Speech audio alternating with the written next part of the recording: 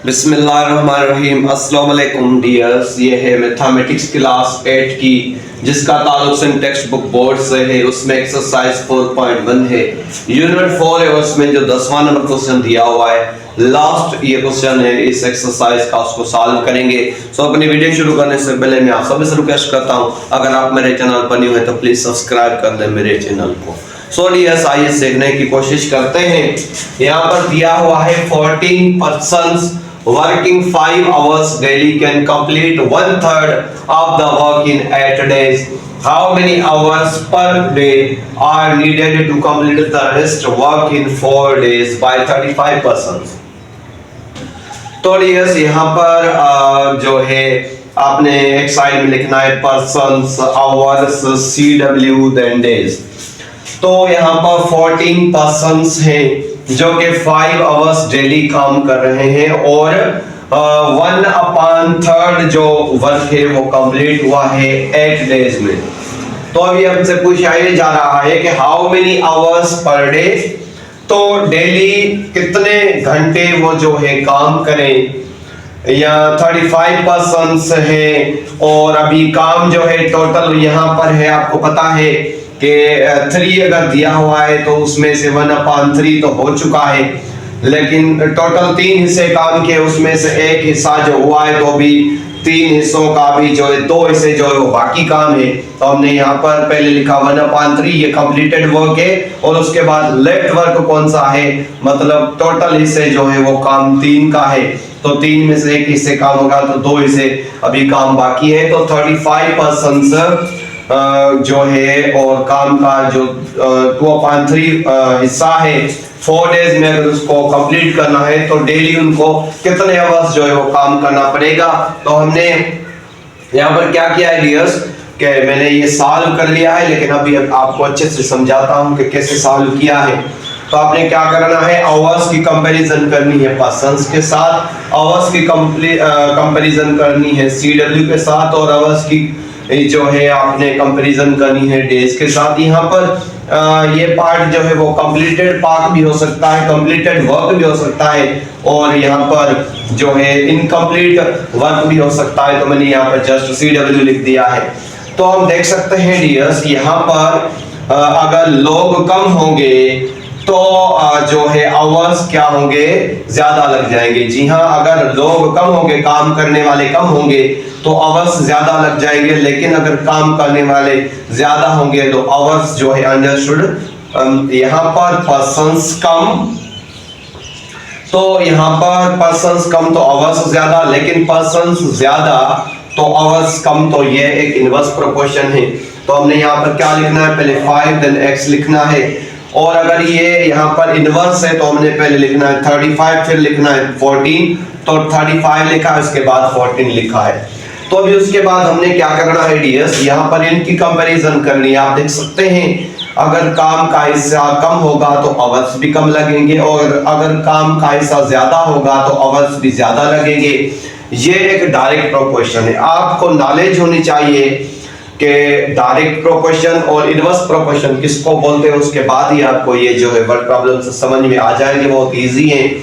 मतलब ये जो भी है ये यहाँ पर direct proportion then inverse proportion के मिलाकर जो यहाँ पर बनता है उसको हम कंपाउंड प्रोपोर्शन बोलते हैं। तो आपको पहले इनकी नॉलेज होनी चाहिए।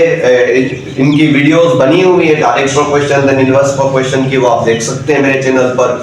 तो यहाँ पर आप देख सकते हैं अगर काम कम तो आवर्स भी कम, काम ज्यादा तो आवर्स भी ज्यादा। तो ये एक डायरेक्ट प्रोपोर्शन है। तो हम पहले ऊपर वाला लिखेंगे, यहाँ पर 1/3 देन 2/3 लिख दिया है। यही अगर यहाँ पर इनवर्स होता तो पहले 2/3 लिखते फिर 1/3 लिखते। तो उसके बाद ये सब यहाँ पर आ जाते हैं। तो आवर्स देन डेज की करते हैं। तो यहाँ पर डेज अगर ज्यादा होंगे तो आवर्स कम लगेंगे, और अगर डेज कम होंगे तो आवर्स ज्यादा लग जाएंगे।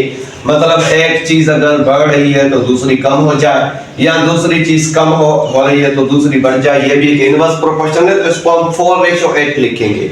आई होप डियर्स आपको बहुत अच्छे से समझ में आ गया होगा। उसके बाद हम 2 लाइंस ड्रा कर रहे हैं। ये दो लाइंस इसलिए ड्रा करते हैं डियर्स क्योंकि यहाँ पर कुछ एक्सट्रीम्स होते हैं और कुछ मीन्स होते हैं। तो यहाँ पर ये जो लाइन है यहाँ पर 5, 14, 4.38 ये सारे एक्सट्रीम्स बोले जाते हैं और x 35 1/3 then 4 ये मीन्स कहे जाते हैं। तो हम लिखेंगे वो पहले यहाँ पर प्रोपोर्शंस जिसके साथ x होगा। तो आप देख सकते हैं मैंने लिखा यहाँ पर जस्ट आपने x लिख देना है, x मल्टीप्लाई करना है इनके साथ। तो हम क्या करेंगे यहाँ पर आप देख सकते हैं कि मैंने लिखा है 35 देन मल्टीप्लाई 1/3 देन मल्टीप्लाई 4 और उसके साथ x को भी मल्टीप्लाई कर देना है और इक्वल लगा देनी है। और यहाँ पर बोल रहे हैं कि 5 को मल्टीप्लाई करें 14 के साथ, 14 को मल्टीप्लाई करें 2/3 के साथ और 2/3 को मल्टीप्लाई करें 8 के साथ। तो अभी हमने क्या किया है डियर्स, आप देख सकते हैं कि यहाँ पर 35 को हमने 4 के साथ मल्टीप्लाई किया, 35 1 देन 4 आपस में मल्टीप्लाई हो जाएंगे। यहाँ पर 1 अंडरस्टूड होता है और यहाँ पर भी 1 अंडरस्टूड होता है। तो यहाँ पर 133 बन जाएगा, नीचे तो 3 आ गया लेकिन 35 को अगर 4 के साथ मल्टीप्लाई करेंगे तो 140 आ जाएगा। तो हमने यहाँ पर लिख दिया इन सारों को मल्टीप्लाई करने के बाद 140/3 और x को वैसे ही रहने दिया, यहाँ पर ये इनके साथ मल्टीप्लाई हो रहा है। और यहाँ पर आ गए तो आप देख सकते हैं कि यहाँ पर 5 मल्टीप्लाई 14 मल्टीप्लाई 2/3 मल्टीप्लाई यहाँ पर 8 और अभी हमने क्या किया है डियर्स, क्योंकि यहाँ पर इक्वल दिया हुआ इक्वेशन बनी हुई है तो ये 140/3 जो है उस साइड में जाके इनवर्स हो जाएगा। यहाँ पर आप ऐसे समझेंगे यहाँ पर 140/3 और यहाँ पर डिवाइड लिखा हुआ है। तो अभी हम क्या करेंगे, यहाँ पर 140/3 डिवाइड को कन्वर्ट कर देंगे मल्टीप्लाई में और यहाँ पर 3 ऊपर चला जाएगा 1/40 नीचे आ जाएगा। तो यहाँ पर आप देख सकते हैं मैंने यहाँ पर ये उल्टा किया, यहाँ पर 3/140 किया तो यहाँ पर भी 1/140 उल्टा किया है, मतलब इनवर्स किया है। तो अभी ये खत्म हो जाएंगे, यहाँ पर 140 40 140 देन 13 तो लेफ्ट में हमें x मिल रहा है तो लिख दिया। और यहाँ पर आ जाए तो टेबल पढ़े, आप देखें कैसे मैंने टेबल पढ़ा है। यहाँ पर 133 कर दिया है, 133 133। उसके बाद हमने क्या किया 114 14 देन 114 14 0 सेम लिख दिया है। उसके बाद मैंने क्या किया है डियर्स 5 का टेबल पढ़ा है 1 5 5 2 5 10। तो उसके बाद हमने क्या किया 1 2 2 4 2 8 तो ऊपर नीचे जो भी टेबल लग रहा है हमने वो लगाया है यहाँ पर। तो लेफ्ट में मैं यहाँ पर 1 लास्ट में नीचे जो हमें 1 1 मिल रहा है तो ऊपर 1 1 2 1 4 मिल रहा है। तो अभी हम क्या करेंगे, हम 4 देन 8 को मल्टीप्लाई कर देंगे तो 4 2 8 बन जाएगा। तो x की वैल्यू जो हमें मिल जाएगी वो मिल जाएगी 8 आवर्स। मतलब अगर 35% से और 2/3 जो काम है बाकी है और 4 डेज है तो उनको डेली 8 घंटे काम करना पड़ेगा उसी वर्क को जो है कंप्लीट करने के लिए।